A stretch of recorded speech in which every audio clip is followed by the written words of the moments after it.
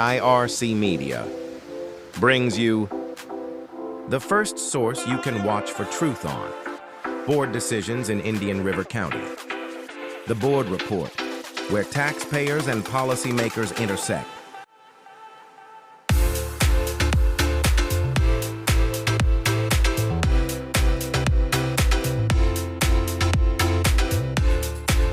Be sure to subscribe on your favorite platform to get notified when we go live on Fridays at 7 p.m. Visit IndianRiverConnections.com for more. Hey, welcome back everybody to the Board Report. I'm Joanne Binford, and we also have a co-host. Doing great. How are you, Tom? What happened? Wild week here, hasn't it? Yeah, it's been a wild week. It's been busy for me at work, and it's everything that's been going on around town. I went to the Seafood Festival in Fort Pierce this weekend. Oh yeah, how'd you like Yeah, it? it was kind of dead. You paid $7 to get in, and there really wasn't much going on. There was a few vendors there, but there wasn't anything really for the kids to play at. So it really wasn't that exciting. They had some things to sell, but it was really small and kind of a little bit disappointing. We were really looking forward to doing some shopping, and I guess that's the first year that we've gone in, I don't know, 4 years. So Oh, it was a little bit of a disappointment, but are you saying it was a letdown? How was the seafood? it was. We didn't try any seafood because there You went to wasn't a any seafood fest and didn't try seafood. there wasn't any great You get a seafood to steak try. or what? Get a hamburger or a hot dog? It like I said, it was just a little disappointment for $7. We were like, we don't mind giving money to the fairs and stuff, but you gotta pull it together. What kind of fish did they have? Were they just like you? We got some Spanish grunt specials. What's up?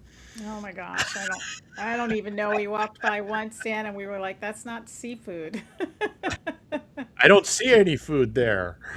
Oh yeah, it was just we walked in, literally walked around and left. I was like, "Oh gosh, I know you guys want to raise money, but you got to have some like people were bringing their kids and there was like no place for kids to ride or play or do anything." I was like, it was This is the great downtown in thing. Fort Pierce, correct? Yeah, yeah. So the great thing was is there was a beautiful breeze this weekend, and I was Yeah, it's like, "This is what a glorious. great day." And then the band was right there by the water, so you could listen to the band, but there really wasn't much going on.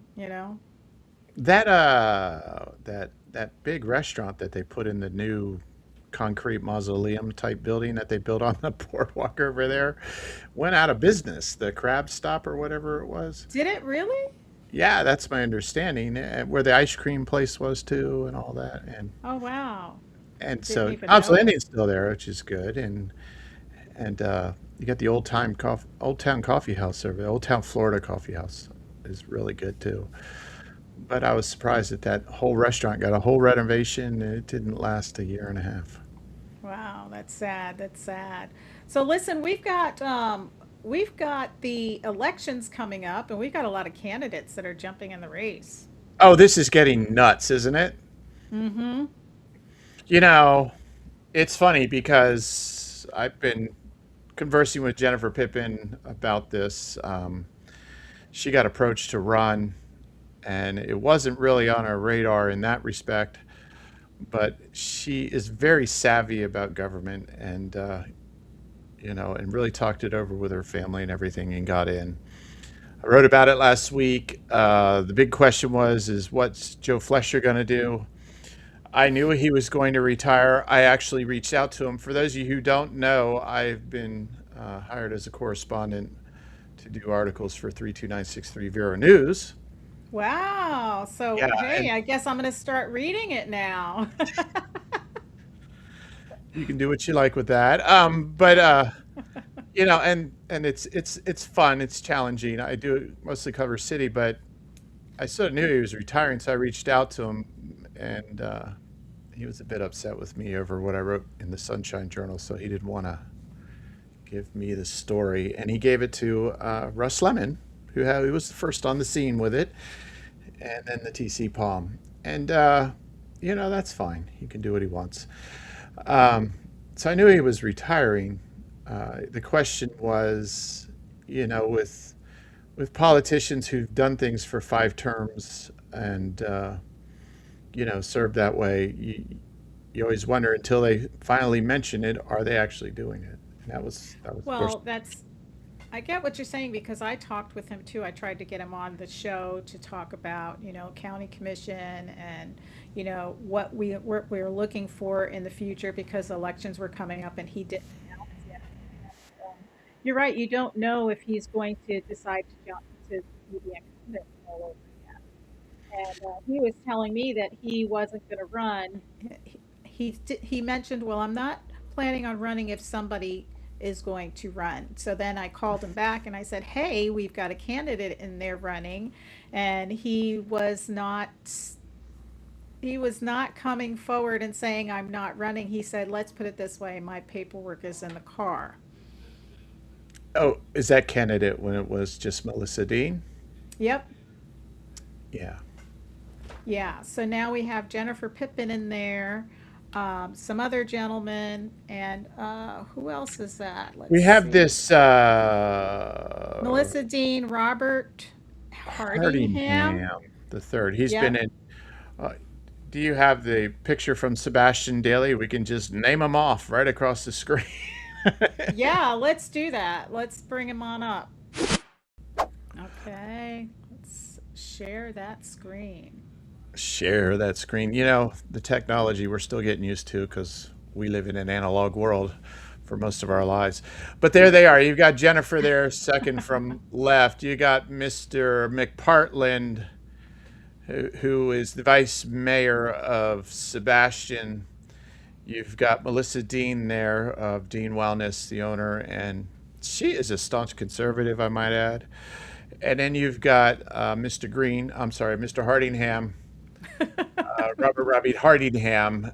He's involved in Democrat politics. He goes to the Democrat meetings. Uh, you look at his Facebook page. He's in some. I could send you some pictures, but whatever. Here's the thing with this. The bottom line is it's a closed primary. Uh, and the Democrat is just going to be sitting around until November, unless some other Democrat gets in. Then they'll have to have a primary, of course. But these three Republicans here are the ones. And McPartland, he's saying, well, I've done 15 budgets with Sebastian. That's all, and stuff like that. That's all well and good. Anyone can count. The question is, what are you spending it on? Hmm. Well, And he was he's a quick to big, want to spend taxpayer dollars for Indian River County to turn the Children's Service Advisory into a trust, and he's yeah, quick to want to spend a lot of our tax dollars on nonprofits. yes, he's very quick. And so, hey, I can count too. And I've got a great county administrator over there that in Takanich who knows how to count really well. And so that's not the question to me because you take budget recommendations from these people. They come Hmm. to you and they work it all out, and you say, "Yeah, I agree." And you know, but what are you agreeing to? And this is Hmm. where it's going to matter right here because we saw last year exactly what happened when you know priorities aren't always adhered to and people politicize this budget process rather than look actually very seriously at it and say, can we do this and can we do that? What's X going to take?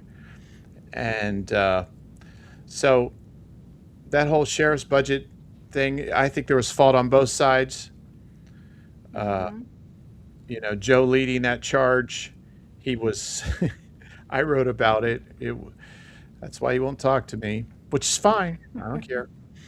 You know, but he was saying the sheriff wasn't a priority, and these were hard economic times, and we have to provide sustenance for 170,000 people. We talked about all that, and I just said, "What is he, a socialist?"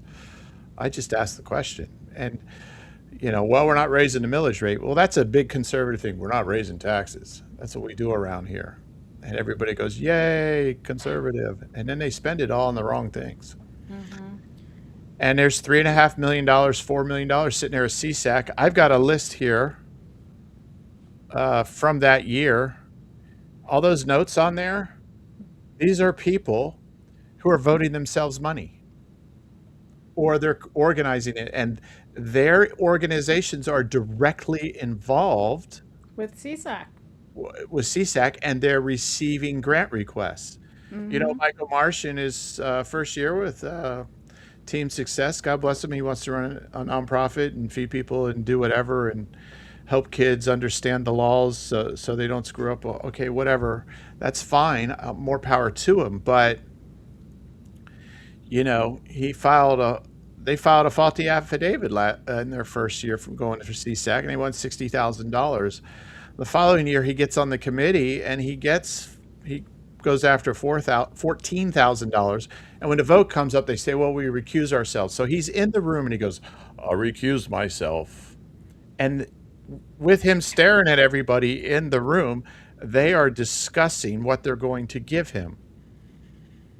So that's not a recusal when you're sitting in the room listening to people talk about your potential grant. You Yeah, and leave the room. and Then I you're not remember Laura Moss talking about that being a conflict of interest, or exactly. not looking good to the public. You've got somebody on the committee asking for money for their nonprofit. The likelihood that you're not going to get funds is pretty small. Yeah, you're going to get something, and he got something. He got half of what he got, almost half of what he asked for. He only asked for 14,000 that year. He got like 6250. But you've got a committee person on there and these are the grant committee. This is the grant subcommittee I'm watching, and they're all on it. Dr. Long is on it. She's over there at GYAC. Um, who else do I have here? Michael Kint is on it.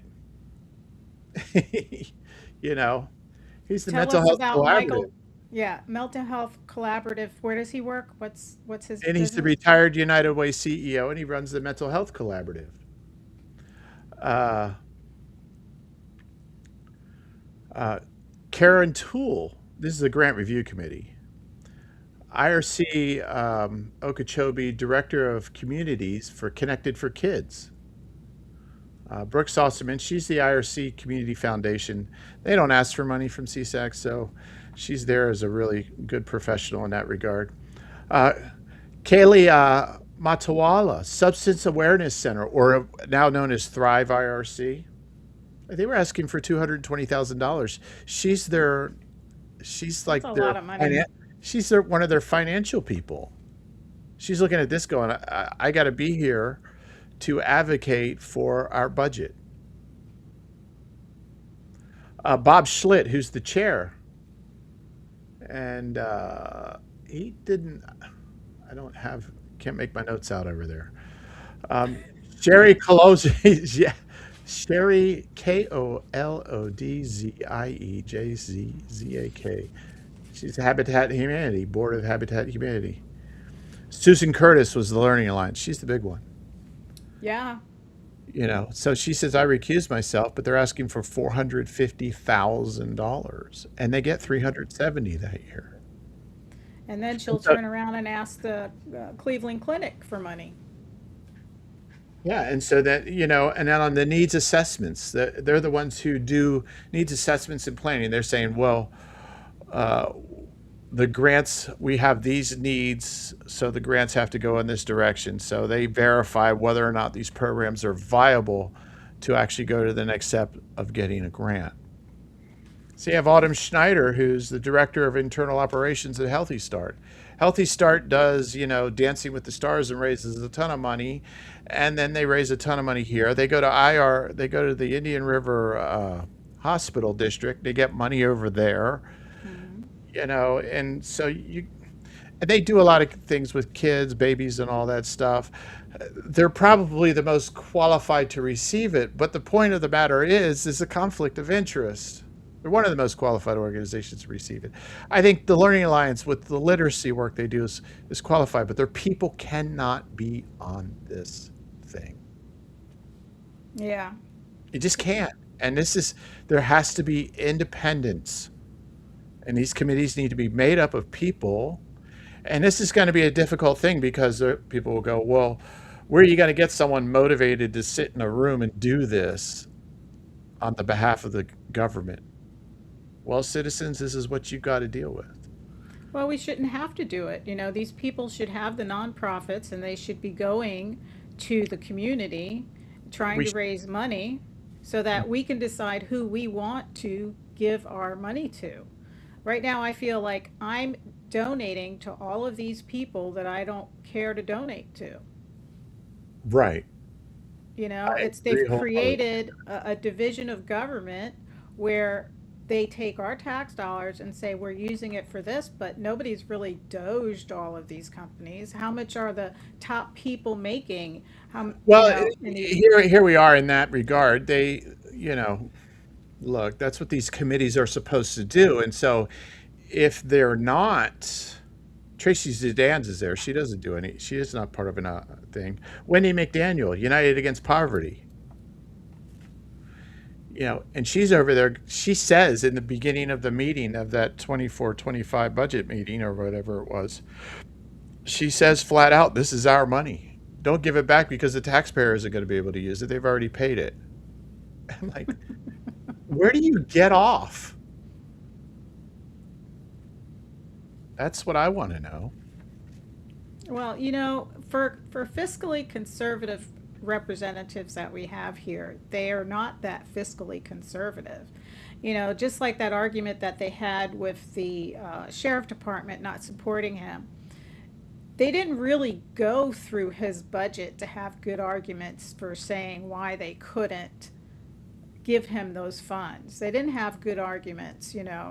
They should have went through his entire budget and really took the time over a period of time, not all of a sudden it comes up and they're fighting about this on air. He's saying, hey, we need this money, you're not giving it to us, and we're watching this happen right there, all on air, on Facebook, on Yeah, it's like a YouTube. media air war. You're absolutely Yeah, and it's like you had months and months that you really could have been looking at his budget, asking him questions, giving him an opportunity to explain. You had it at May 1st, exactly, for two Yeah, months, so they could have negotiated this. Meanwhile, they're spending what, $4 million on NGOs.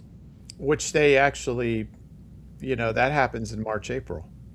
Those guys come separate and they come begging for their grants. And, Hope Woodhouse gets up there and demands that they max out. The county has the ability to give them a increase in grants. Right now it's 0.125, I think. They want 0.25. They want that 25-cent millage allocation. Hey, when that happened a few years back, when they updated the law in 2022, largely in part thanks to you, because you stopped them from McPartland's dream, Yeah, getting a taxing we district. we got two municipalities to drop out, and that killed it. Yep. But what they did as a compromise was is they gave the county the ability to raise their millage allocation, which is 0.125 to 0.25, and they haven't done it yet. They haven't done it, and Hope Woodhouse goes up there every year and asks them for it. But what they also did was is they expanded definition of who gets help. So now, Hmm. like there was one organization that was applying for a $75,000 grant because they were going to buy kickballs. For well, I got to help the children learn how to play kickball, I guess. And so this is what's going on, and their friends are there on the inside in the nonprofit world. The nonprofit world is sitting right there at the table, dispersing $3.5 million.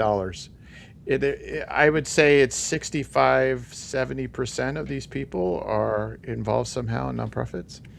And Hope Woodhouse, she's head of the Johns Island doohickey over there, or was, and I don't know if she still is, and what they do with money. And her mom is on the GYAC board.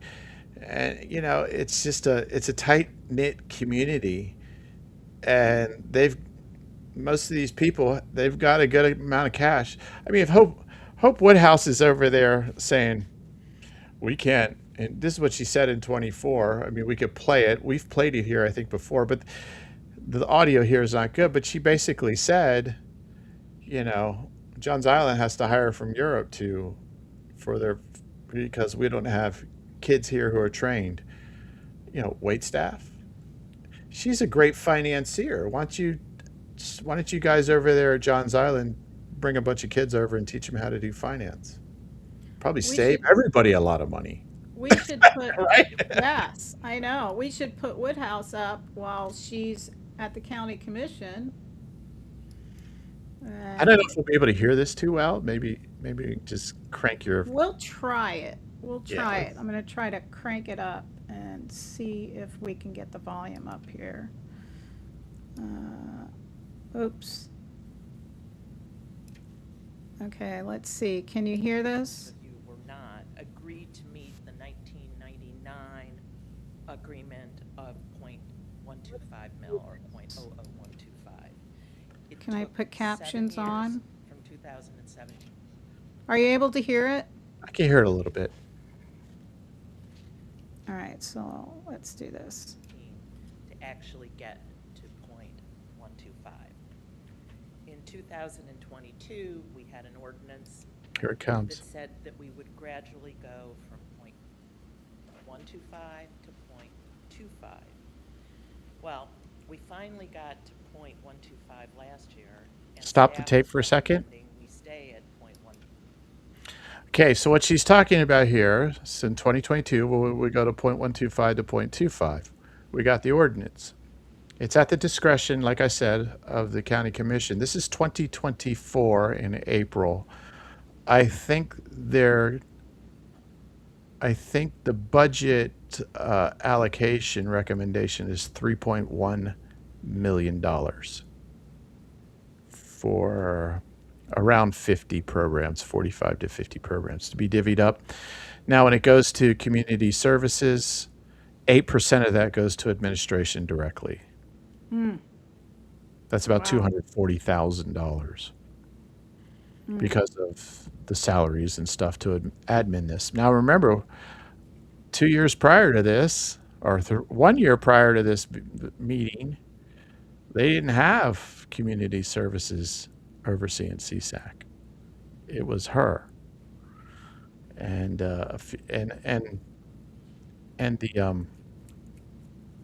and the commission. So part of all that whole ordinance change was not just this tax thing, but it was to create the community services that oversee this. Because quite honestly, Joanne, what's going on here, I think, and this is part of McPartland, is that they set up this accountability office under community services, and they just did the CSAC awards 2 weeks ago over here at the IG Center.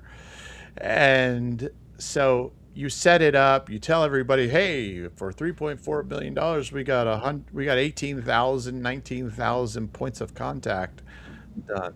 Well, break that down. That's about 18,000 per. But all that to be said, they're setting up the management, because if they get the commission, this taxing district comes back again. Yes, it does, and that's where McPartland is stepping in. He gets in there, he'll be on the commission, we will see the trust come right back up to go back onto the Up ballot. for a vote, and you'll have Ehrman will go for it. I almost guarantee it. Moss will have some questions, but Well, she, and the way they I deliver guarantee it, probably vote for it, and then there's your three. well, and the way they deliver it to some of Adams these will vote for it. municipalities is not clear either, because when we were fighting the trust way back, in 2022. I was talking to them, either they were lying to me or they really didn't get it. And when I talked to them, I says, "Do you realize what this trust means? It was a 12-year trust with 3 millage rates plugged into it, and we don't get to vote on it. They could be doing the crappiest job ever, and that millage rate would go up. They could have failing scores, and that you can't shut it down. It's on the ballot. It becomes It's its own independent taxing district. It yep, becomes it becomes your whole overall tax. And it yeah, was and the only starting way at to 0.25, which is what she wants right and the now. only way to shut it down is to put it back on the ballot, and then you have 75 words that you put on that ballot to describe the children's trust, and they're going to use every um, uh, attractive version of it to sell the children's trust because you've got the word children in there.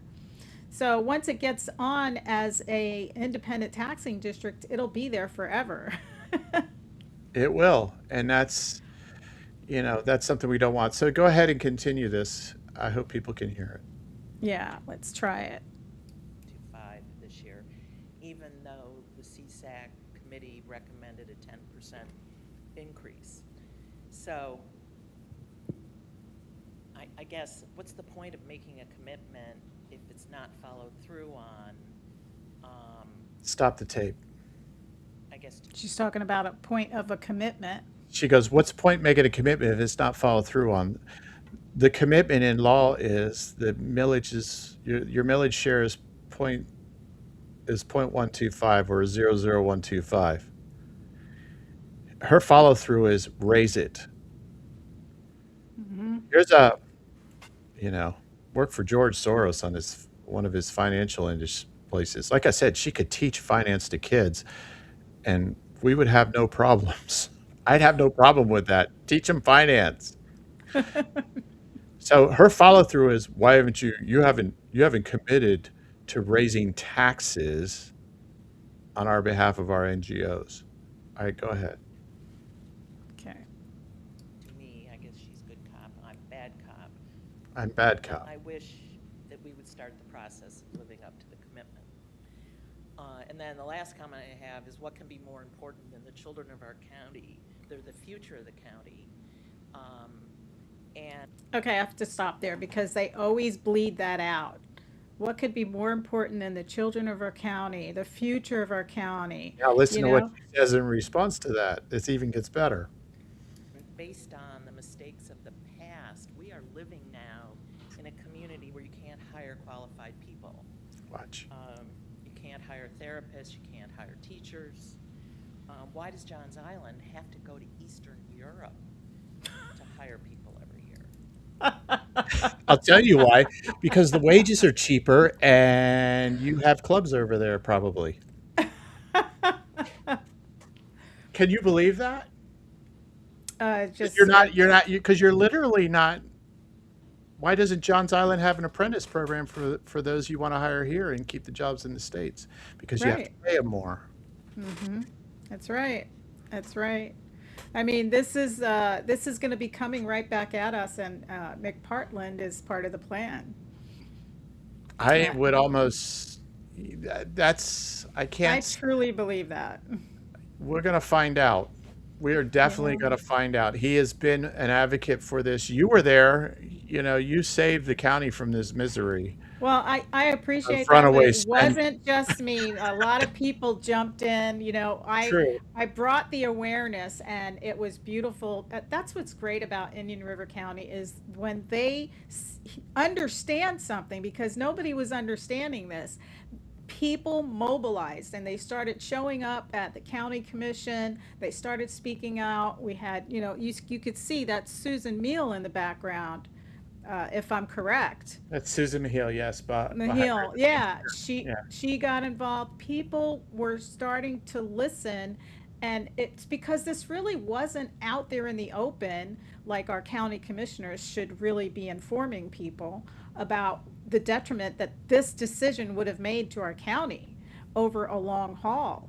And we went to the meetings. I saw a lot of people showing up at the meetings, and that was just a beautiful thing, because we're going to have to mobilize like that again, because that is the initiative to get this back on the plate, to put it on the ballot. Uh, I'm looking at where my friend lives now, Escambia County. They turned theirs into a children's trust. And there's several other counties in Florida that have accepted it as a children's trust.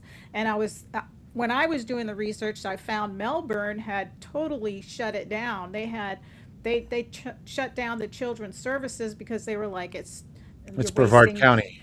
yeah, Brevard County, right next door to us. And I spoke with the attorney there, and she's like, it was just a lot of money spent on data. We didn't need our taxpayers paying for all of this. We shut it down, and they didn't even get to the point where it went to the Children's Trust, but they tried to start that whole CSAC thing, and they were like, no, we're not having it. And Well, and here's the thing with this is what's going to be interesting because right now we're talking about property taxes. But these other taxing districts, the school district, the hospital district, these other taxing districts are not affected by this property tax stuff that's going in place that they're discussing right now in Tallahassee. And here we are. So if you have currently, as part of your property taxes, CSAC money being granted out from the revenue that's coming in, to, what was it, 3.4 last year, and property tax goes away, now you've got to start cutting things. So it makes it for these people to get their funding from the government, from the local government. What are they going to try and do? They want their own taxing district. They want their own trust again. It makes the trust a more viable solution for what they do in coming here begging at the trough, rather than knocking on doors and saying, we have a really viable, look, there's some really viable nonprofits on here. I'm not saying they're bad, but one of the things that happens is some employees are getting certified in their nonprofit industry sectors. They're becoming counselors and all these different things, and they get these certifications that go across organizations. It's sort of like the same thing with the sheriff's department. We got that triple accreditation, and a lot of people love that in these neighboring counties, and they're going, hey, you triple accredited police officer, why don't you come over here and work for more money?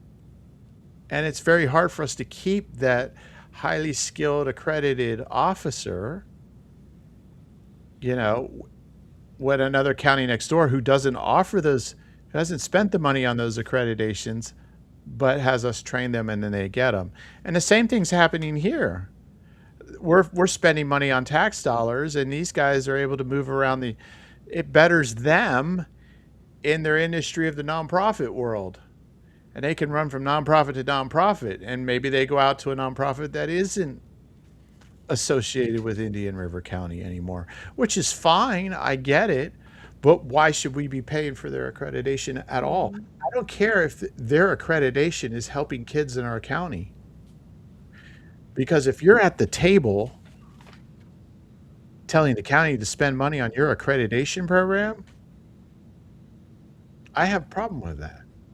I think it needs to be totally independent.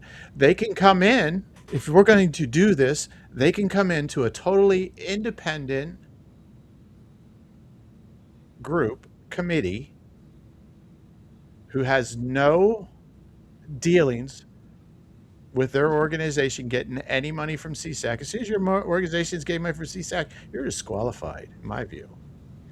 So you can come in to that independent thing, present what you have, they take it in, they analyze it, they discuss it amongst their committee members, and vote on it. And I think that needs to be really, really honed. Cindy Emerson ran school grading and stuff like that. She came from the schools, and she's over there set it up like an elementary school grading system, which is fine. It's really, it looks organized and all that stuff, but we're talking serious money here. So that to me is something that needs to be fixed. And I think you agree with that. And then, you know, it's going to take the discipline of this commission, of the future commission, to keep this in line It because it really is because to me, when I look at all of the NGOs that are on the budget, and they keep getting more departments. You go from two departments, oh well, now we have another department to fund. Like Learning Alliance, what do they have? If six different departments that we fund? I don't know how they're structured, but they have it's not departments, they're programs. So Right, so that the you know, it's programs like I keep said, we don't fund. increasing. Well, yeah, and you know, CSAC's big thing is we don't fund people, we fund programs. We don't fund nonprofits, we fund programs. And so they have this RFP out there, request for proposal. It's a blanket. And basically the RFP is $3.4 million. And then you bring your program in, tell us how much it costs, and we divvy the RFP up. It's a really strange RFP process. They should I, say, we have this need. Okay, I need literacy tutoring. Uh, I need baby supplies. I need, you know, or doulas or whatever. When I think about Healthy Start and stuff like that, you know, parenting classes, you know, and they should have an RFP for every one of them. And then that'll suck down the pool of people at one trough, you know, Healthy Start and a couple others will come to that and say, well, here's our allocation this year. It's $100,000 or whatever, you know, and it needs to be broken down, and there needs to be several RFPs by what is the need. And they're asking basically these people to, okay, we've got $3.4 million. Create us, since you guys are the experts, create us a unique need. Well, that's why you get a guy going, I need $75,000 for kickballs. well, I personally don't like the Basketball, fact that we footballs. have a CSAC. I don't think it should I agree be with you. our government's position to donate to NGOs, to give them grant money. I think, but that's my opinion. A lot of people may have the same opinion. And what bothers me about that is they start out like our government started out with what, $50,000 with this It's CSAC, a and hundred. it was like 2 pages long. Now it's a book. Now It's it's three it, and a half million. it's a and the when you read everything that they cover, it's turned into this thick manual that you have to read through with data here, data there, data there, data Most of it's there. old research to validate. But it's tell me how many students you actually helped this year. Well, Tell me they have tell me that the in grades there, that it but the help. What improved. does help? Does you know? What is It's help? The definition in the ordinance is so broad okay, so about we what had help is that you're like, well, what are you? well we had all these programs like Learning Alliance. Your kid's going to be proficient by 3rd grade, And right? they're finally So getting they were, yeah, after how many years? Okay, they're still not at started in 100. 2012. Yeah, I'm sorry. If you hire a business, are you going to wait 20 years? Are you going to keep paying them and increasing their pay every year when they're not meeting their goals? Well, the big question here is they're using they're helping the schools. So you know the school No, system they're has not. The school system was failing. well, I mean that's their goal is to help students in the school system. Their partnership is with the school system, but they're taking money from the other side, and a school system has a 51% hold of your property taxes, which is not going away, by the way, and they have their own ed foundation. So the school, if they need to help the Learning Alliance fund, they should go out using their ed foundation people to raise that money. And now they've had this huge, you know, because of the success of Indian River County Schools, the Learning Alliance with the school system just did that whole wired data fast, which is, the data stuff that's going on at the school system is Dr. Moore. It's his methods. I tell you, I've watched a lot of the Learning Alliance film, and it's championing Dr. Moore's system. And they are funding tutoring and different things to help uh, kids to read at third grade. They're stroking checks, but it's his doing. And really, if you don't have the right people, and that's the thing about this school system, the right people are in place. Dr. Moore has done an excellent job at what he does best, inspiring people to teach children. He's done it. I give him 100% credit for that. I tell you right now, if it wasn't for Moms for Liberty and the parents in this county advocating for their schools to get back to a traditional sense of what a school should be, it shouldn't be about all this culture, coming into the school and having, we have cultural rights. You have equal access to opportunity. That's what you have. You have an equal access to opportunity to get an education. You don't have an equal access. You don't have you don't have a right to read a porn book out of a library. You just don't. We're not supposed to do that. It's a crime. We have obscenity statutes in this county. So Things did like Dr. Moore not have any control over that?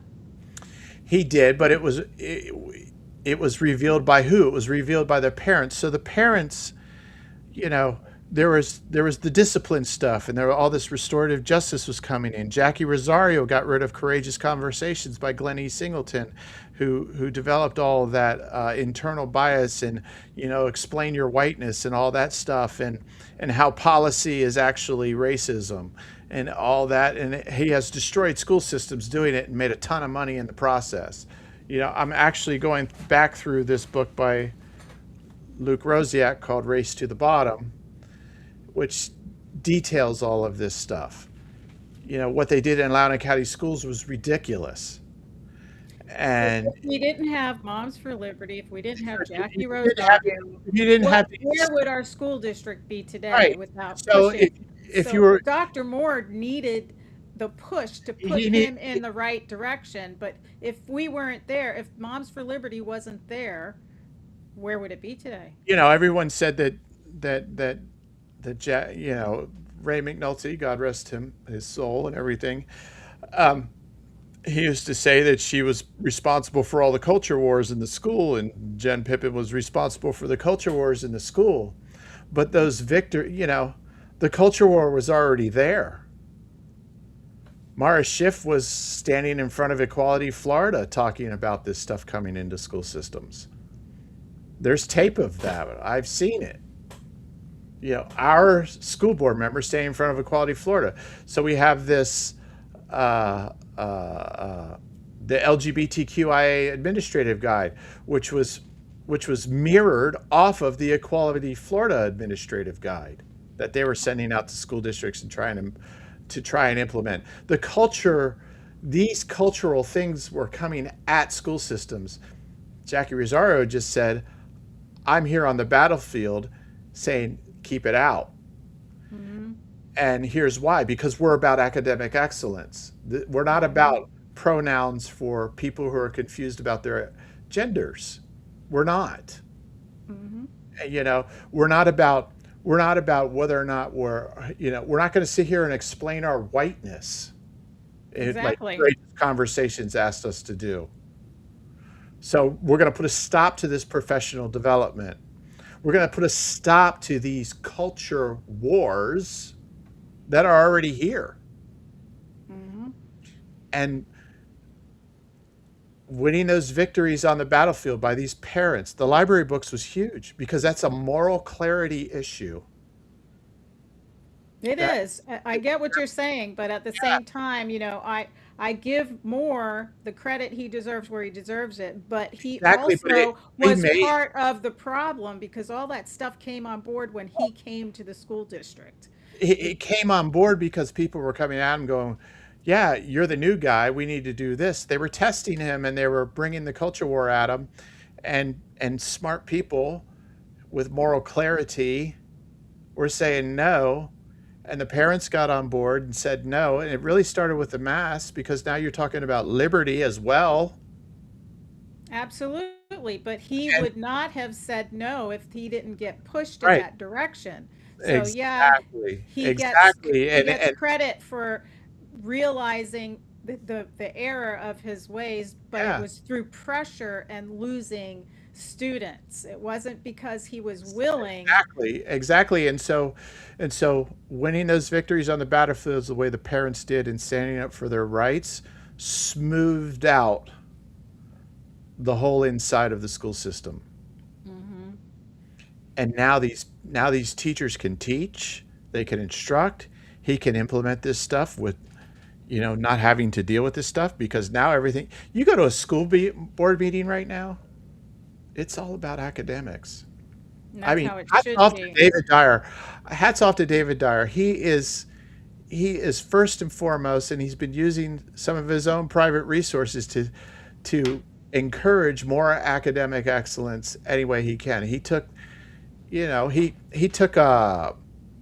rented a private jet and took the whole board and a few others down to this school where they're doing things differently. It's a charter school and they're doing science and all this different stuff. I think it's in Broward. And then flew everybody back. But just to tour and say, how can we make our schools more excellent like this school? So, hats off to him. Yeah, that's great. I think that's great. I think early on when he first got on there, he was listening to a bunch of political nonsense. Mhm. But at the end of the day, he's all about literacy and excellence, and I can give him credit for that. It's not like I And that's can't. what we need, and that's what we need. We need the board members to be about that and not about the Yeah, politics. and we do finally have that. I will say there is a contingent that's waiting for parents and families to go away. We were at the family first meeting last night, and my thought was I was the only one at the school board meeting. Now Jen was out at an event because she's campaigning, which is Mhm. fine. But we can't stop paying attention now that we have a successful place and for most part a peaceful place.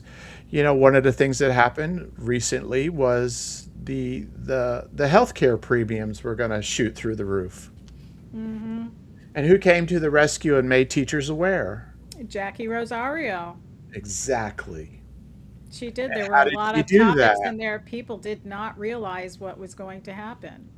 And how did she do that? She posted it on Facebook. And that's just it. It's like, okay, she got chastised by our board members. Well, I don't think you should put board business Dyer.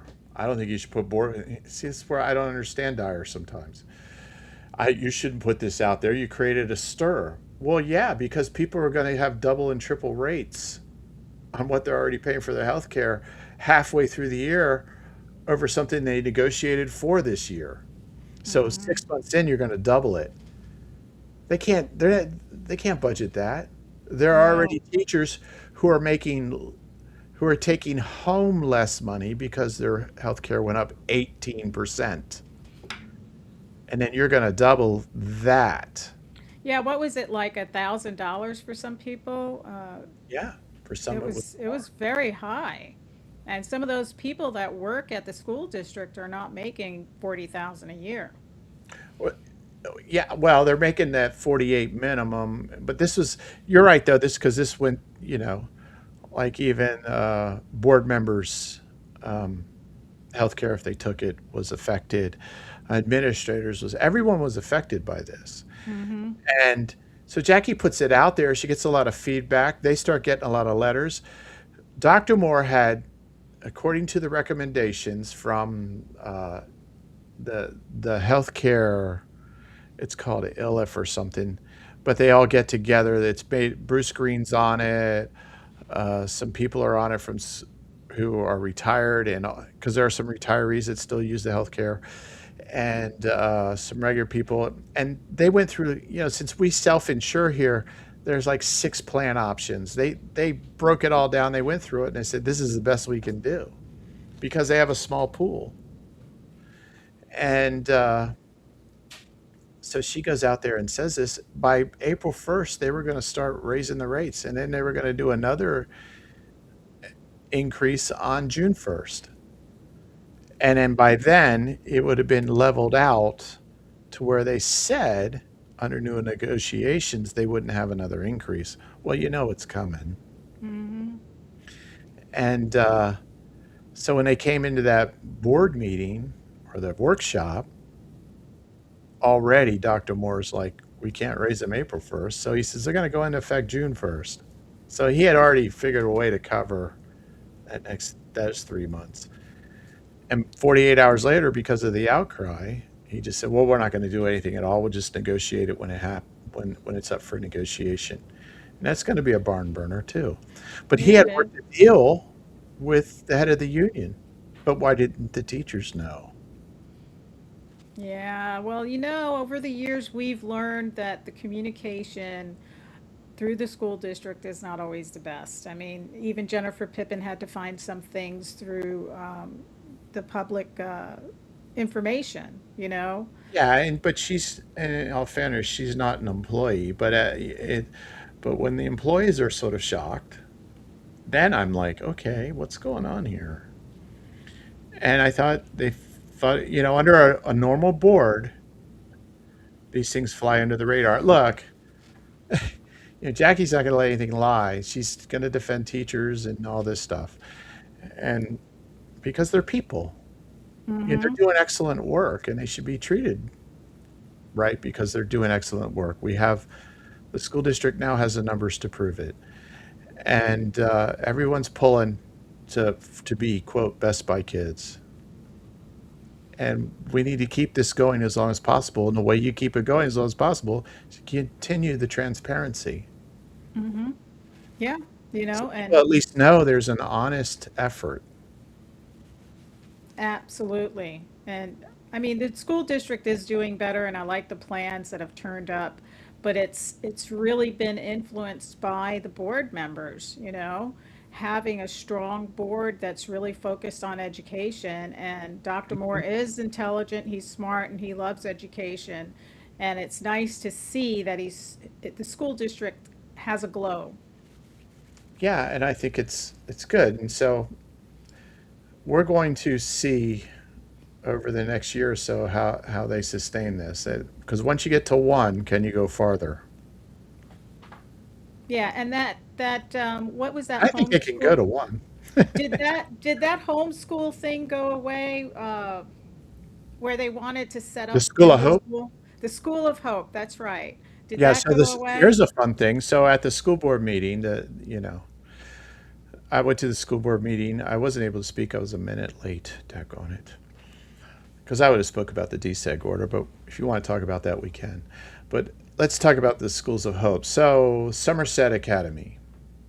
It's part of that academia organization. They run Somerset Academy and is it called Merit Academy with two R's or something? I can't remember the name. Anyway, so Somerset, they were the ones who put in the thing for Pelican Island. They did it early. We rejected them because they put it in too soon. Then they submitted it at 12:01 the day they were allowed to, when they put in a minute after midnight. And then the FLDOE comes out and says, hey, by the way, Somerset Academy hasn't qualified to be a School of Hope anymore. Now here's Somerset Academy was in 2017 when Schools of Hope were passed. They were the ones who, we've talked about this, they were the ones who took over Jefferson County, and Jefferson County, very rural, only 6 schools in the whole district. I think 4 elementary, a middle, and a high school. And so they took over that whole district to be sort of the model district. They took it over 1819. And 5 years later, they managed to get that DF school district, very rural, very poor, low middle class. They managed to get it up to a C. And then in Wow. which a C is like if a School of Hope wants to come in and take over a school that's failing, D or F, part of the application requirement to get approval is that school system has 1 year to advance it to a C. If they can do that, the charter that comes in, the School of Hope that wants to come in, doesn't necessarily get the school. So they managed to get it up to the minimum, and then they didn't renew, which I thought was interesting.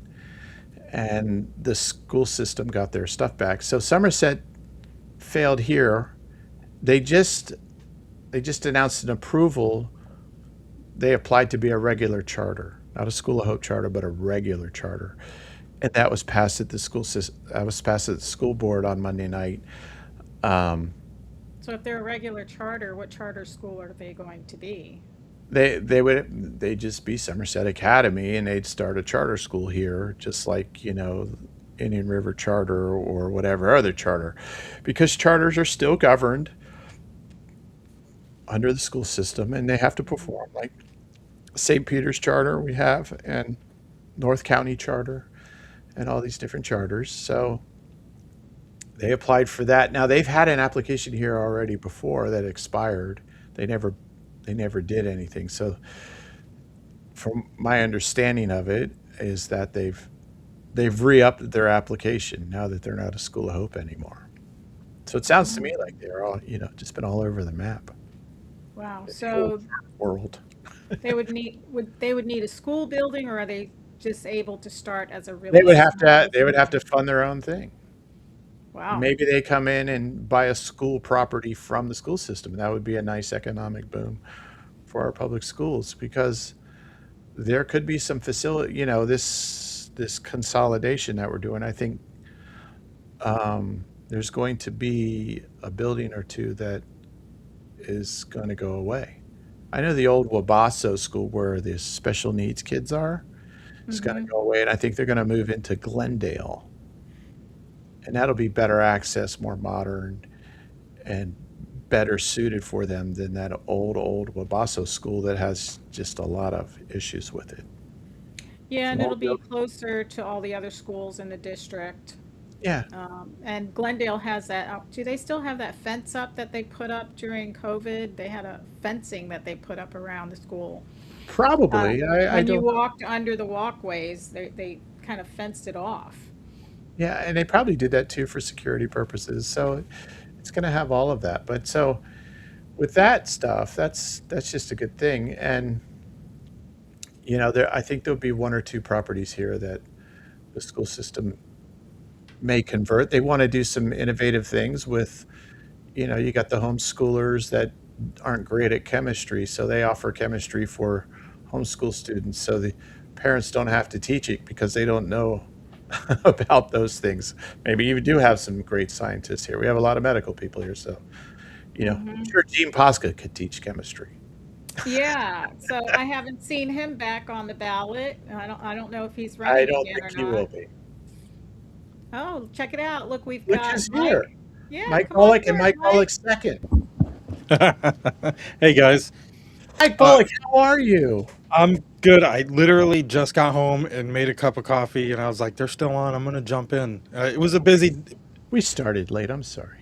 Yeah, we did. Oh, We that's started late, but we covered the CSAC, talking about that's because Mark good. McPartland is running, We're and wondering if you're going to run for school board.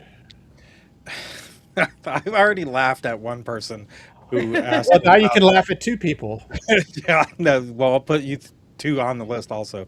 So with You know, joy, you're going to receive the task. listen, uh, you know, for $30,000, you couldn't get me to run a campaign for school board. To me, it's not worth it. I mean, it's. Good. I would put my heart into it, but the problem You is get more than $30,000. it's not very much more. It's a part-time job here in Florida. What are you talking about? 40. It's full time. Yeah, well, It's government. Even when you work part time, it's full time. right. That's what I'm saying. But it's a you're part-time on the salary, clock. You're on the clock and I think it's all the time. 42K. It's 42K. and there was last I looked, it was like 35. I thought for our population count, but How long but ago there did you look? like a couple months ago. But it could have been old data. It and there, but there was legislation last year that didn't pass to actually slash the school board members' salaries because it shouldn't be a full-time job, is what they say. But at the same time, if you do that, the only people you will attract to serve on these boards are people Old like people. David Dyer or people who don't have skin in the game and have enough money to where they can kick back Now, and do something. I just praised David Dyer for some of the things that he's been doing lately. He just, I don't know why, but he's got it in for. It seems like he he gets upset when Rosario just goes out and talks to her constituency about issues, and he Maybe he doesn't. just Well, has an issue here with strong women. my observation with Dyer was his, left on a Coming from a left, strong woman, you might be right. but Dyer, if left uncontrolled, he agrees with Jackie 9 out of 10 times. But Exactly. it comes around election time, and you hear this is a small town. You know who's having lunch with who, So when there's rumors like that going around, and then this gentleman changes his angle when it comes to the only other conservative member on the board, you have to wonder: is this politics? Is the like he can't just agree with Jackie because there's politics involved because maybe certain campaign individuals have interest with other candidates. I don't know, but I don't know for sure. I just I thought that was encouraging the few times I saw him actually agree with Jackie, and then We agree a lot, actually, a lot more. right. You're absolutely right. And then when it comes to her social media post about The teacher stuff and the but healthcare. yeah, the healthcare, why would you get mad at her for that? And I've talked to a lot of people who Because work he's used to for the private district, boards. He's not used to this. right? And I He's used talked to to having a lot discussions of in quiet. employees that work for the district in one sense or another, and a lot of them were like the not so much about that issue, but just the issue about their health care. Like they wouldn't have even known if it wasn't for Jackie Right. Rosario going on social media. If she Yeah. didn't do that and they didn't castrate her at the board meeting or try to, nobody would even realize that their health rates are going to go up a few $100s. And that was a And it's big not just a deal. few $100s a year. In some cases, it's a few $100s a month. That's a lot. And that, One of them and was like $1,000. Mhm. yeah, and then I you have got the numbers. You want to see the numbers? I'll It read was them to pretty you. scary when she broke it down. Yeah. You know, but the point and that's the thing. Oh, and that's what happened. They at the school board, Bruce Green found an association that the school system could join, which will allow them to negotiate better rates with this insurance company that oversees it because it's going to obviously spread out the risk with medical stuff. You know, Gene said it. He says, "I'm seeing this every day, the healthcare issues, right?" So yeah. here, I'm sure coming from his position, he's seen a Oh lot of yeah, it. people can't afford it. They can't afford the co-pays. It doesn't yeah. So cover everything. we had let's see here, the change increase 10 125. So you had a plan that was plan went from, dang, the increase on premiums was basically $120 a paycheck for employee plus family. So families like mom, dad, and kid, Yeah. or two kids. So what is that? Biweekly? Is the district on biweekly? Yeah, they get Yes, paid let me. bi-weekly. I gotta So find that. I I mean, gotta even find. 240, even 240 a month Here it increase. Oh, is. oh no, they Here it get is. paid twice a month, the 15th and So the single 22nd. employee. So you have the low plan, which is the 57.74. Single employee had a $36 premium increase. The proposed monthly premium went from 925 to 961.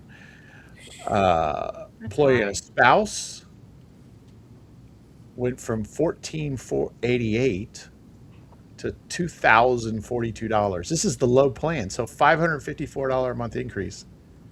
Like for me, I'm toast. Oh, If I yeah. had Right? Some people wouldn't be able to make their payment on their house. Yeah. Well, this is, the monthly premium for the family plan on the high plan is now 32. They wanted to, it was 2140 and it would go to 3294. That's an $1,154 increase on a family budget per month. $3,294. That doesn't, I'm not even accounting for the copay increases and the deductibles that were also increased. So you're going to have to pay more in deductibles, went from like 3,000 to 4,500 in some cases before you can actually engage the plan. So you think about that. If you're you have to pay $4,500 before you can even engage a plan and it's now 3,294. That Yeah. So 3,294 is triple my rent or my that settles mortgage. it. I've got 3 kids and a wife. I can't afford to run for school board. I can't afford the health insurance. I thought you needed another part-time job. Yeah, I do. I need one that I've got enough. I just need one that pays. I That mean, will pay for you. if Yeah. if they went ahead You with could get that, they'd these be wonderful losing bennies. teachers. You know how many people would leave the school district because they had to? Well, I've got some in my other life, my other reality.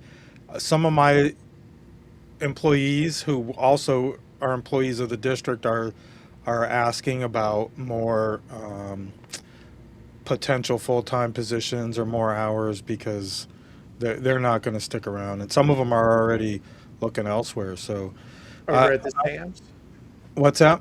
You're at Sam's, right? Yeah, I wasn't going to broadcast that, but I'm sorry, I just you're you're at good. you're at Sammy's, not Sam's. Yeah, Sammy Land. Sammy's.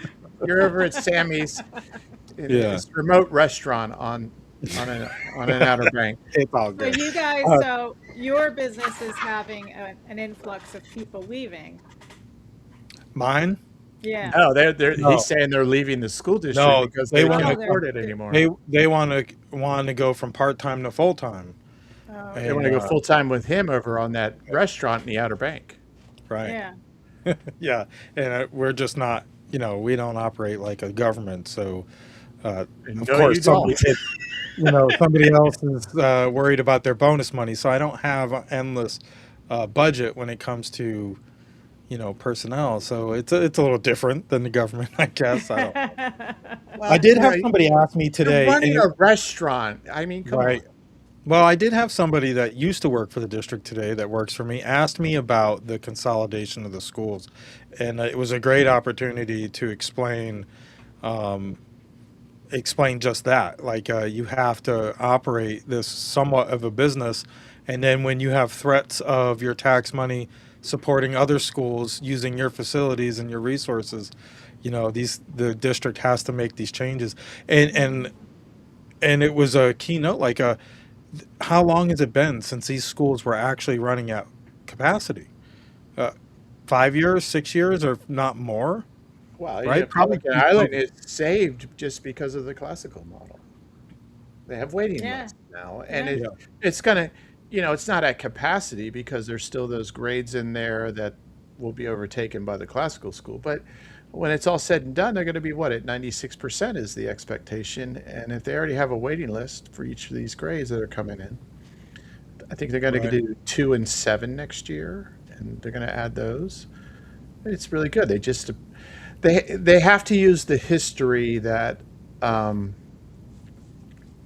that the school is using. They can't use the classical model histories, and it's the reason is that the school does have to. These students have to take those tests, and those tests are modeled after the curriculums that the state has approved. So, in that respect, I was talking to Jackie about it. She's like, "Yeah, they would learn a lot with the classical stuff, obviously, but they might be ill prepared for the test." And in all fairness, the DeSantis administration and the state of Florida, when it comes to civics and American history and that stuff, you know, they're way ahead of the game. They are, and Yeah. that doesn't mean that they got great curriculum. So it'll be No, nice to see the turnaround at the end of the school year. I think those particular schools like the the classical, the dual language at Fellsmere. Well, it's now Fellsmere Academy. Um, Ah, big those FA. Yep, those schools now are offering something so unique that it really should spread. And I'll be honest, I spent a lot of time at the school this week. It was their rounds of doing their dual language showcase for parents, and then tonight obviously was Noche de Encanto, but the dual language Okay, thing, Dan Canto. Night of Enchantment. Oh, It's a musical enchantment. production. Yeah, it's a musical. It's phenomenal. It's like a theater Mike musical Bullock's becoming production. dual language. Yeah, and they put the music teacher that was there 4 years ago put this together with the school, and she's not there anymore, but which was nice. She was in attendance tonight, but they do this bit every year and they change it up, and the kids really shine. Um, but it's really nice. I did see a board member in attendance, which was Terry. I don't know how long she stayed, and Okay, then board. the Dr. Schiff. Mars What's Schiff. not the former school board member, the one that works for the district. Dr. Shafty. Shafty, okay. She was there, and so that's nice. Got See black some- hair. Yes. Yeah. Her So during husband's a Pittsburgh Steelers fan. he looked like a Steelers fan. I didn't talk to them or nothing, but I doing the dual language thing, the showcase with them. Now, my daughter, my Oh wait, oldest he's a daughter. Vikings fan. I forget. Anyway. Yeah.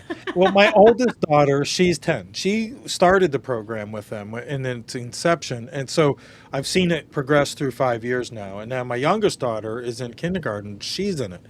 And she'll be attending it next year. Reagan, she's going to end up going to a charter school next year by her choice. But listening to Mr. E, the principal, sell this to the parents, it's like, man, they really undershot themselves, and it's a great story. During the pandemic, the superintendent tasked all these principals to come up with this unique thing about their school for choice, and with no money and no teachers that were actually qualified enough to do it, and they put it together. And I had to remind them, I felt bad, but I had to remind them, like, during that 5 years also, this group of kids in the dual language program, their testing scores out past kids not in the program, which in turn helped this school become an A school in the last 4 or 5 years. So I think That's amazing. yeah, it is, man, and I get chills That's when I listen to them. completely turned around. So Mike, Yeah. tell me, the dual language school, how does that work? Like, are they having separate classes where they learn the different language, or are they doing it in the Right. class, in each So class? it's very complex. It sounds simple, but the way Mr. E puts it is you have to find the English teacher is not that difficult yet. But the Spanish teacher, you have to find the right Spanish speaking teacher that knows the language, that knows the grammar, that knows the dialect, that's not teaching an off shot from, whatever, but can also work hand in hand with that English teacher. So that's where not just any English teacher can come in also, but they have to be able to work together because the first half of their class, well, let's say math is your first half of your class, math and sciences, it's all in Spanish. Then you go into reading and I had trouble with math and English. right, me I too. know, I was Uh, like, then like so Riley's second half of her class is all English and it's reading. So even though they test it, or they learn the science and math in Spanish, they test in English. So everything they're learning in Spanish, they're not just learning a second language, but they're translating that to actual test scores. So That's you're amazing. you're learning about biology or whatever in Spanish, but yet you're reading the test in English and you're answering it right. so how So many for these classes 10 years do they old, it's learn? So how many classes do they learn in Spanish versus classes they learn in English? Sounds like it's a Well, 50-50 split. it's 50-50. It's full immersion. The sciences is all in Spanish and the reading is all in English. So I'm sure it'll change as they add grades to the levels, because right now Yeah, they're the going highest K. grade the highest grade is fifth grade. So next year I'm sure it's going to be a little different with their sixth grade round. But they're facing that struggle right now, finding the right teachers. So, and to expand it, like there's a demand to expand the program, but it's like having that dynamic duo of your math and science and Spanish and English and all that combined is it sounds like it's a not as easy as you think it would be. I know a lot of Spanish speaking people, but a lot of them couldn't teach you how Do to you write speak it. Spanish now? No. So, like when your kids get on the phone and they start talking to their friends in Spanish, you don't know what they're planning? I couldn't hear. Reagan won't listen. Reagan will not speak Spanish in front of me. I Really? said something to Mr. E the other day. I was like, I want my money back because I haven't heard her say one word in Spanish. And he laughed at me, and I was like, she just won't in front. It's me, I guess. She talks to Leo sometimes when I'm not in the room in Spanish, and she talks to her friends in Spanish. So She probably uh, thinks Pops it's is not cute, going to understand her anyway. probably. You're in She's a little. trouble, man. You're But in trouble. Riley in kindergarten, it's nothing to her. Like it's just second nature. It's like she's like my little tornado, though. It's like she just consumes it all and keeps on going. And Oh, so it that's was. awesome. I thought the dual language program was pretty cool the way they're doing it, and they still emphasize on English. And one thing that I have to commend Mr. E. I've written letters in the past about him, and I'm due for another. So stay tuned for that. But his approach We'll with have a show. family, right?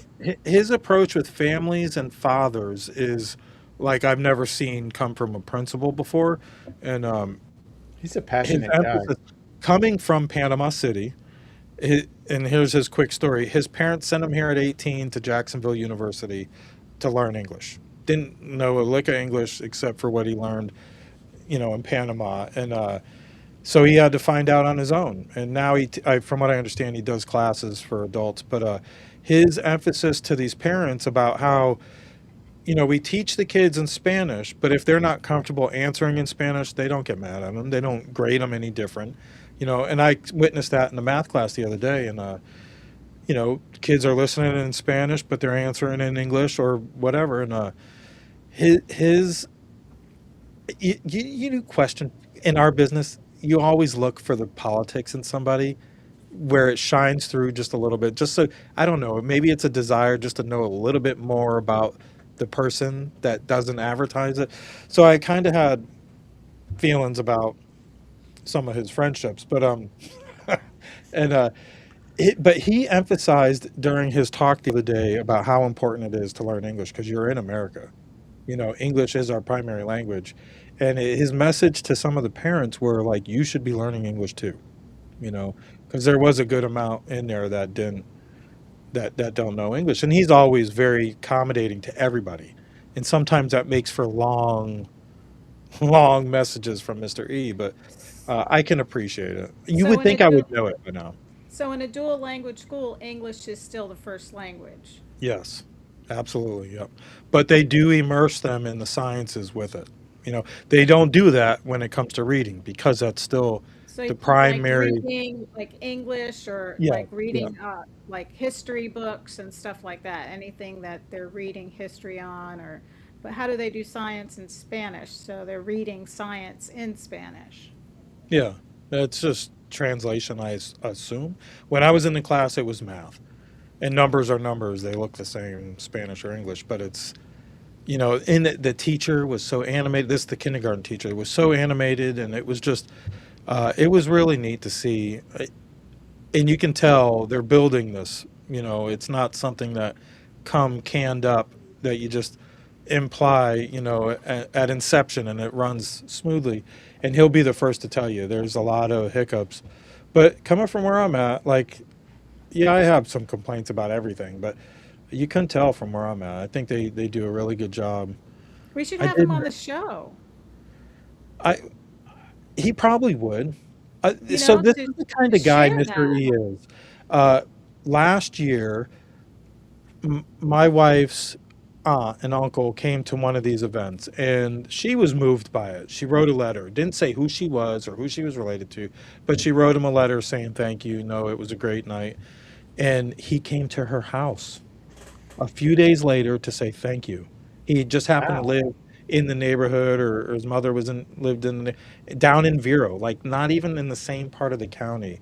And he stopped by to say thank you, and they had a conversation, and that's that. But really, something you don't see that. That's really Like, grateful, you know? He's yes, and really, that's you can tell he's mhm. very grateful for his opportunity, and as in America. So that's my bragging about Fellsmere Academy. Yeah. Well, it's really awesome to hear that because, school district has been through so much, and then to hear such good news from a parent coming from the change in the schools, and it's just awesome, gives Overall, us a Mike, lot of hope. how is?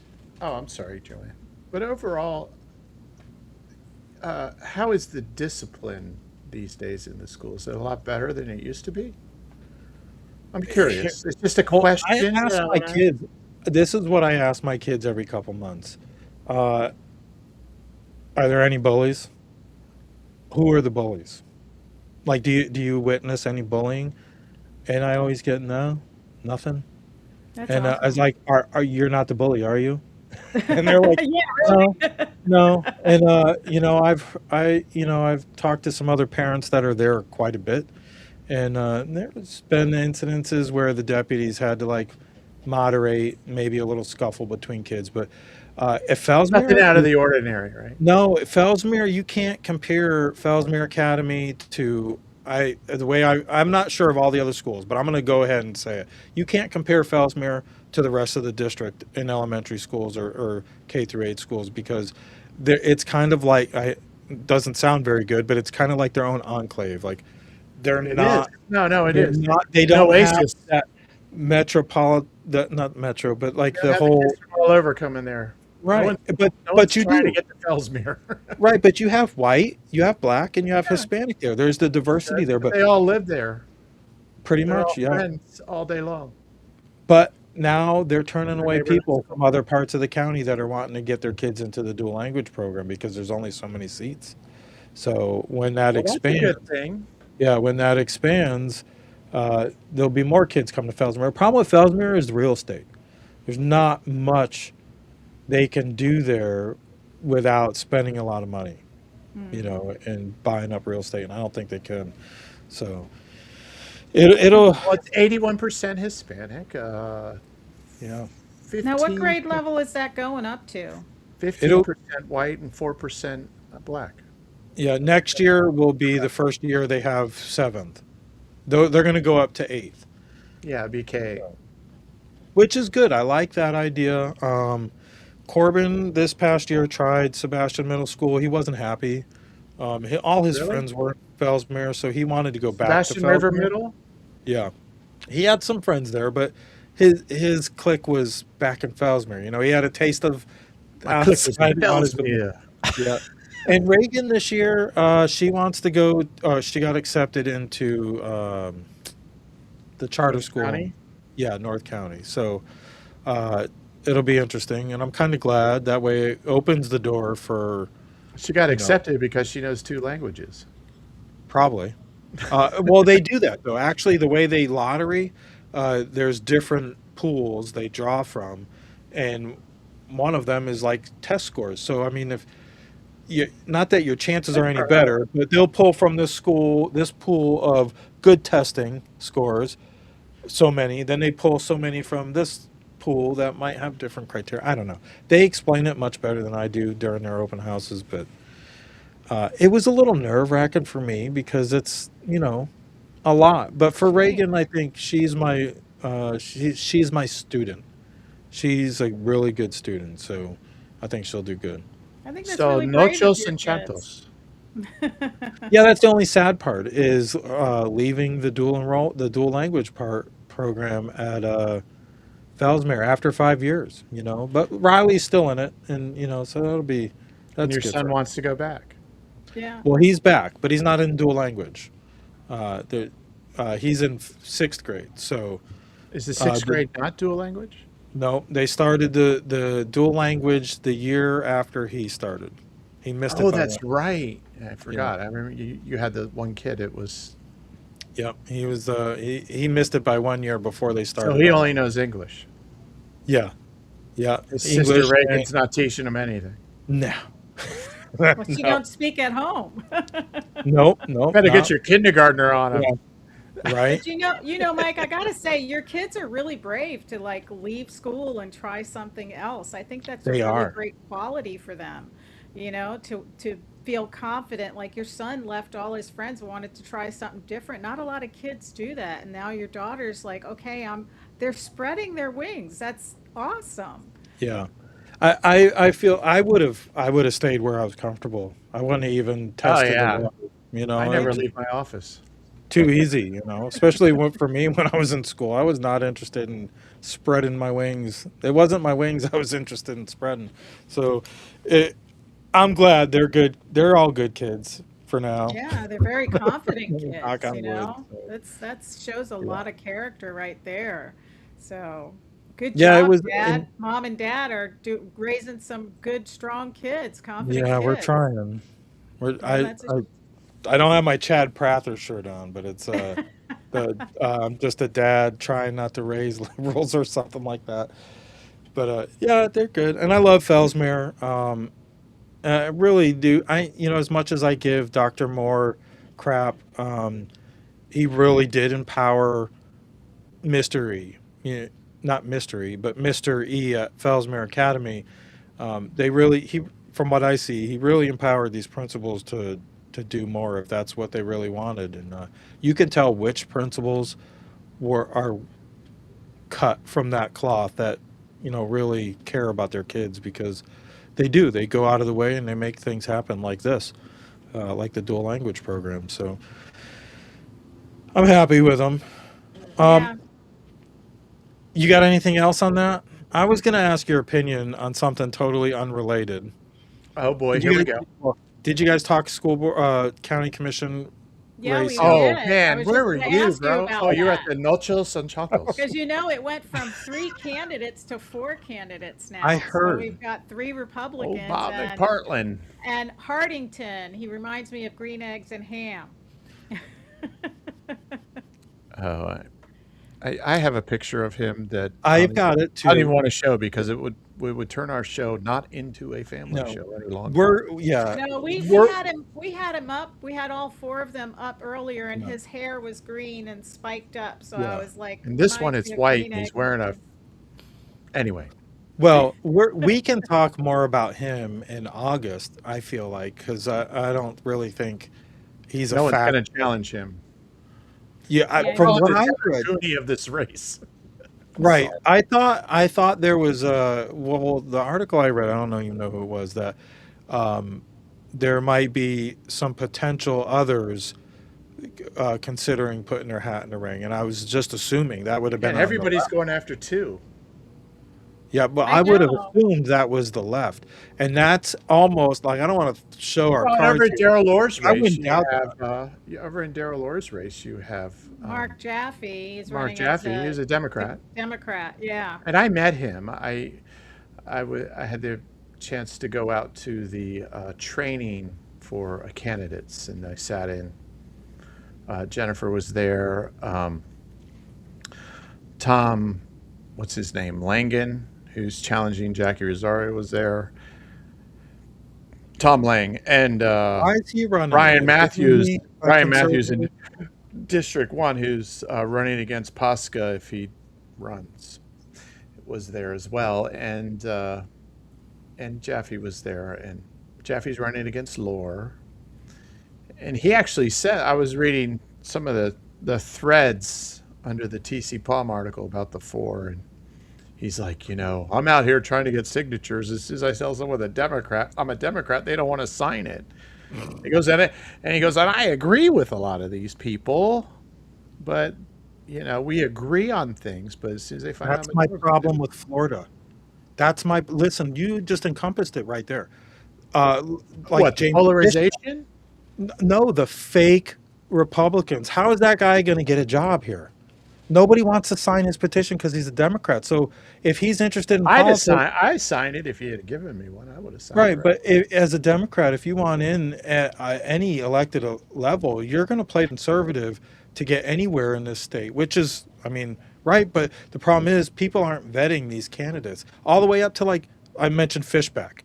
You see his latest video about the That thing with guy. Iran, but he wants to give everybody just teachers down payment assistance, and he made like this video like he's not a conservative. That guy's a socialist.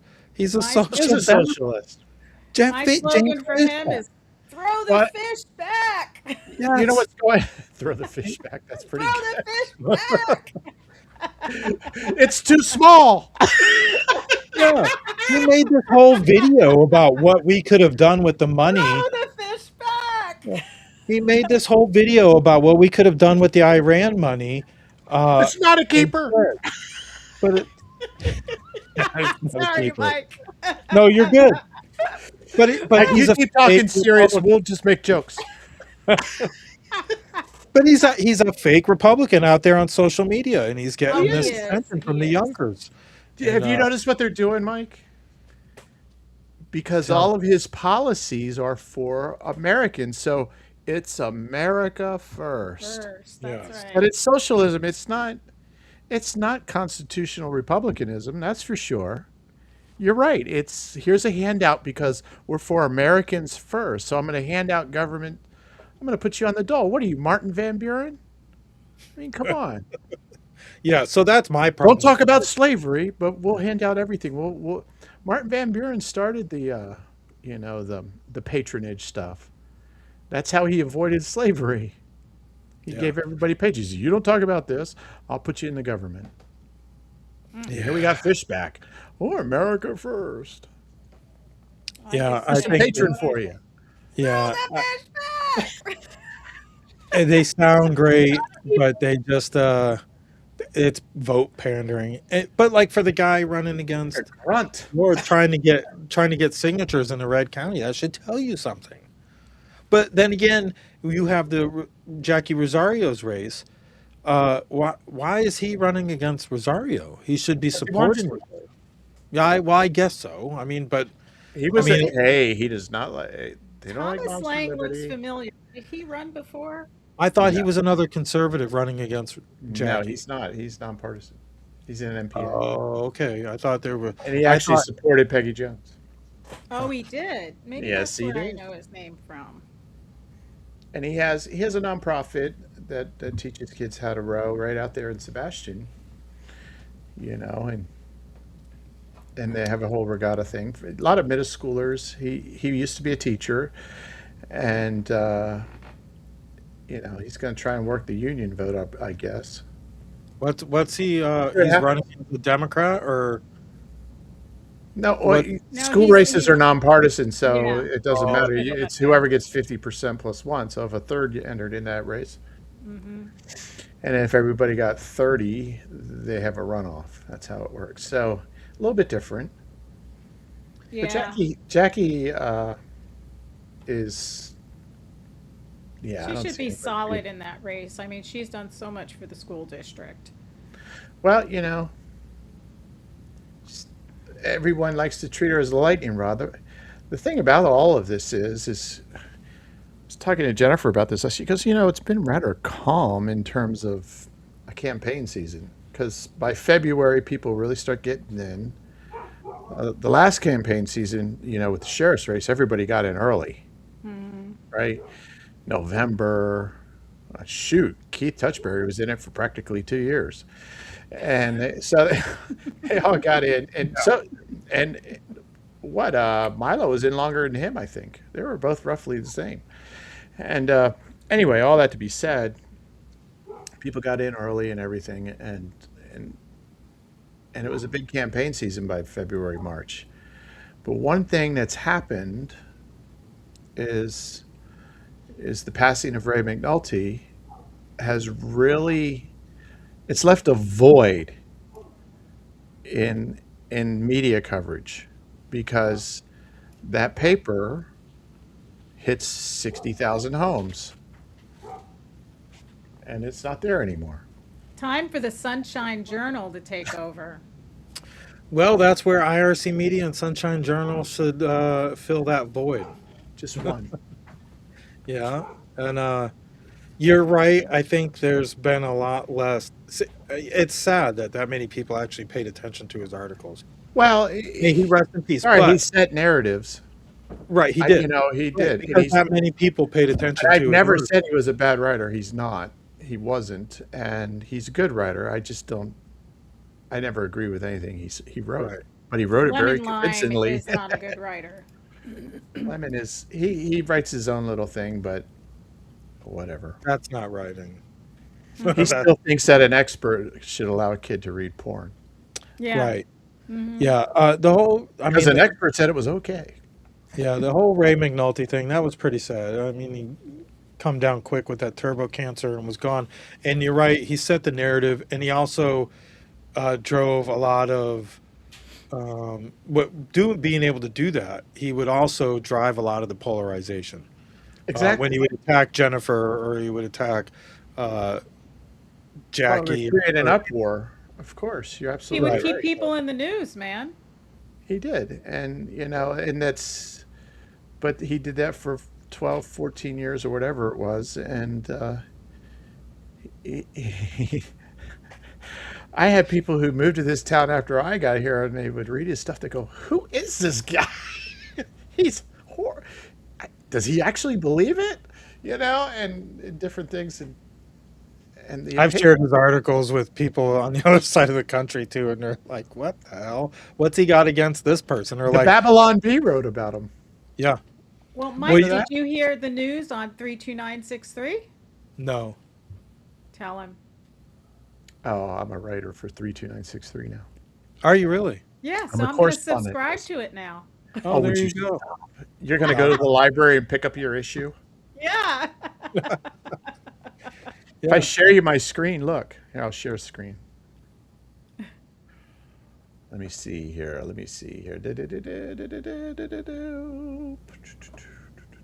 You have to add layers. Do they have it as a guest? Add I don't layers, think so, share but screen. I can throw one on there. Let's see. It's going to be your screen we're going to share. Here Yeah. we go. That we don't want her though. We already talked about her. Was Yeah, that you tonight? missed all the fun stuff. We tried to inform the public. That's good. Do you have your screen up there yet, Thomas? No, I don't see it. Oh, wait a minute. I can do it like this. I can get her off there. There's your screen. All I need you to do is put it on the bottom. All you need me to do is what? At the very underneath our window there where it says share screen, click on that, and then a window should pop up asking you which screen you want to share or which window. Hold on. Hold on, Turbo. Mike, you got purple lights behind you now. It's my LEDs and it's reflecting off the TV behind me. I didn't have time to turn it on because I was running out here. I was like, man, you're getting fancy. I thought he spent too long at the beach. Yeah. So I can share my screen. Share screen. Here it comes. You see it? All right, we're gonna put it on there. Hold on. How come I have this big share There's the screen Benford on mine? Chronicles. Hold on 1 second. I gotta find Thomas on there. There it is. There it is. So the stepway system will be expanded to new areas outside the city. That's my second article for them. Oh, I So love we it. can't talk trash about 32963. Well, there's really no reason now anyway. We never have. I don't think Right. we We're not- really no, have. I think it's a beautiful publication. Quite honestly, it's one Well, of the they best I've have the ever market. seen. I You mean, know they what I have like the- about it's 32963 so well done. is you can go online and they save all of their articles. So when you go Yeah, online, you everything. can pull up all of their articles. It's a great resource in that regard. I've used it countless times to check things in terms of history of issues and stuff like that, and it's just an honor to be able to write for him. So Yeah. I love it, and I get edited a Well, lot more, if but if it's your new okay. bosses want to advertise with them, have them contact our sales guy, John Karapi, at ircmedia.net. No, just I kidding. think they do really well with their own advertising. Yeah, But no, yeah. it's one of the most beautiful from a paper standpoint. It's a beautiful paper. It's just gorgeous. It So is. there you I go. agree with that. I agree with that because That's pretty it's cool. I yeah. do Congratulations. a lot of different issues, topical issues with them than I do in my Oh, paper. So I'll have So to visit nothing's them going to more change often. with the Sunshine Journal, right? no, of course not. I think that's pretty cool. Before I run out of here because it's past Because my I got to bedtime. get going too. It's already Yeah, nine we ten. we got to get Yeah. going. Real quick, the sheriffs. Your quick take on Grady Judd and his latest social media or press I have conference. no idea what you're talking about. Him and You gotta throw these Joanne. things at me like a high fastball. Joanne, are you familiar with what I'm referring to? A Throw the little bit. fish back. That's what it is. Yeah, throw the Well, feedback. Grady Judd had gone out there. I guess he's with. There's a group of sheriffs. What did I just do? There we go. That He's with a it's group of fine. sheriffs that I don't know. They get together and they talk. And anyways, he come out and he against deporting all the deportations, where he did say that Huh? 70% of Say them that again. are criminals. So what Grady Judd and some of these sheriffs in Florida are saying is that they the they really want the Trump administration to back off some of the deportations for the people who aren't violent criminals, and that's only about well, not only but about 70% of the people they're deporting are meeting that criteria of violent criminals. So they kind of want to slow it Correct. back. But there's other sheriffs in the state. Oh, too bad we're not cozy with ours to get his opinion. But Sheriff Wayne Ivey come out on what was it, Florida's Voice. I don't have the video loaded in the studio, but he came out swinging. He's like, I agree with him 100% not. He's like, I think everything we're doing is what we're supposed to be doing. And uh, coming from Grady Judd, who sometimes he really shines as a constitutional guy, but then sometimes I don't know what it Sounds is. to me like a lot of these guys, they're taking so much heat on this issue. Is that what it is? Is it I election think time? It's I think more media's work. relentless. Well, here's my take. I think that's part of it, Coverage but is a lot of BS and relentless, and I'm sorry, you talk to crazy people all day long, it make you crazy. yeah, Yeah, well, and it that's doesn't that. surprise me with Grady Judd because when they were trying to open up the Fourth Amendment so that the law enforcement had more rights to surveil you, he was ready to crush the Fourth Amendment. And I called Right. him on it because I thought it was a joke. I thought it was an AI. It's out there on YouTube, and I called and spoke to his attorney, and she goes, "Oh no, yeah, he's serious about that." I was like, Yeah, and "What?" it is a little scary. Like this is not. Is it because election season's coming up, or are these sheriffs looking at budgeting crises when property taxes can't fund their $100 million budgets? I don't know what Polk Well, County runs at, but it's a lot more work on their plate, you know, to have to deport more people and arrest more people. So it is more work for them, and it costs them money to put all that out as well. yeah, But but here's my thing. We know pretty much the 70% of the criminals they're grabbing deserve the deportation. But the guy sitting in the back seat of the lawn mowing company just happens to be sitting next to the criminal, but he's illegal too. There's that other 30%. But do you just turn the blind eye and let these people, because they're good no, intentions? you get them Right. out because they're using our resources. He might be a nice guy doing your lawn, but he's using our resources, and he's definitely having kids while they're here, and he's taking somebody's job. The reason you can't pay people more money is because we've got people working for such little amounts of money and living in a crowded house, having more babies, and when their kids go to school, their kids get benefits that our kids don't get, even college wise. You're Some of absolutely those right. They get the people, leg their up. kids go to college for free, where our kids end up with debt. Yeah. So, I was just yeah. wondering y'all's take on that. I mean, I already knew what y'all's take would be on that, but we'll have to Like I talk. said, I don't know enough about it to Yeah. comment. So, I'll have to post the videos some other time, but Mike, I've why are got you the so one pink? Huh? You're oh, very red. now my TV's on. I Oh, don't like your I'm whole face is red. Yeah, my Got a whole red light in studio there. is a mess. Oh, you don't have to blush. Yeah. Are you like Disco Inferno or what? No, I wasn't here to set up, so when I come running in, I didn't even turn all my lights on. But anyways, I thank you guys for holding down the fort and getting another episode out of the board report. And This is probably the longest episode of the board report that Yeah, ever. and hey, we're going to have Jennifer Pippin on soon to talk about yes, her campaign. She's a great candidate for county commission, and maybe we'll have her next week, and we can do that. We can talk about the campaign, get everything going for her, and let people know what her points yeah, of how she's going to help the county, which she's already proven I'll to have an do. interview with her, hopefully ready by next weekend, and hopefully we'll learn a little more about the candidate Jennifer and you know who she really is, and not the evil person half of the comments on Facebook claim she is. Yeah, So yeah. You want that though. You want people to be decisive, so that's good.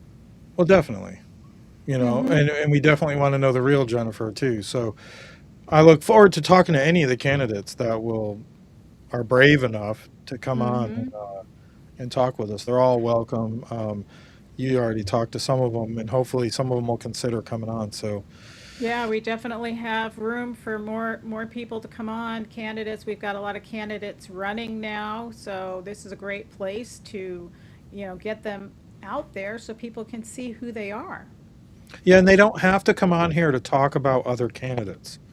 I don't. Right. We That's don't. probably not a good idea if you're a Talk about candidate. themselves, Right, right. right, right. I It's want to know what these people. Well, because some people only run because of the other person that's running, or they're encouraged to do that, or propped up to do that. So I don't really want to encourage that kind of thing. I mean, if you got something to say it. But I want to know what these people have to offer our school district or our I county. want to know when we have Bullock on as a candidate. you're always Not trying for to school recruit board. somebody. I want Susan's job. You want I want I, Susan I want Aguirre's Susan job? Adams' job. Oh, Susan But Susan Adams' job? Adams. yeah, she's got her roots in buried deep in the ground. But So do you. You Come on. could run yeah, in that district, you know. you know how much ammunition I give these people to shoot back at me. It's like, No, you yeah, you you kidding do, me. no, Susan you Adams is a don't. good person, though. Yeah. Yeah, she is sometimes.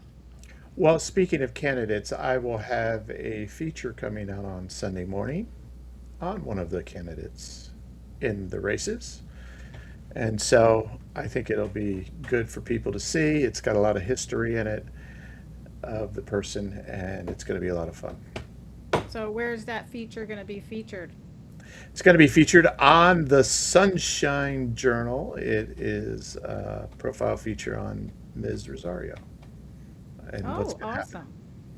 So a lot of history, a lot of cool things, a lot of things people don't know about because so many of the media around here has spent the last 8 years just rehashing crap and maligning and all that other stuff. So I think it's a good thing. I've shared it with a couple of people who really thought, "Wow, that's good." So Look forward to it. we'll see how it's received. Look forward to it. All right, well, let's So, close it out. yep. Anyways, thank you everybody for tuning in. Don't forget to check out Throw the warriorshield.org. fish back. Throw the Yeah, fish back. Get off the crack and throw the fish back. yeah. Don't forget to check out warriorshield.org coming up in September, and ircmedia.net for more of our productions with Binford Chronicles and TGI Now and To the Point. And also, we share the links from Sunshine Journal. So maybe we We're need making a shirts. comedy segment. Yeah. All right, you guys are awesome. Thank you. I'm gonna take us out. Okay, Joanne. Okay.